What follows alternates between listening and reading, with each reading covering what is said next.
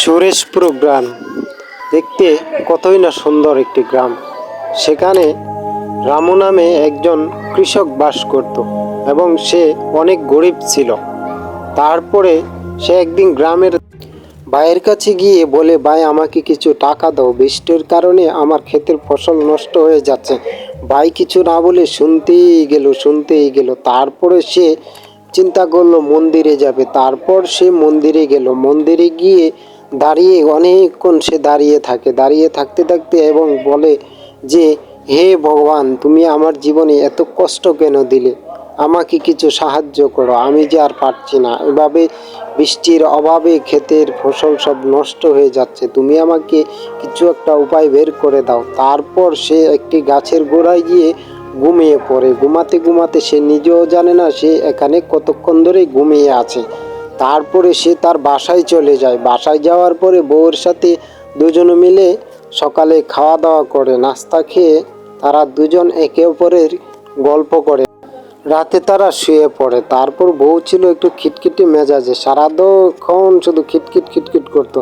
তারপরে একদিন কৃষক সে একটি জঙ্গলে গিয়ে নদীর পাড়ে বসে একা চিন্তা করে যে বড় ভাইয়ের কাছে আবার যাব, কিভাবে যাব। তারপরে সে বড় ভাইয়ের কাছে গিয়ে বলে যে, ভাই আমাকে কিছু টাকা দাও। সে বড় ভাই সেখান থেকে দিতে নারাজ হলো।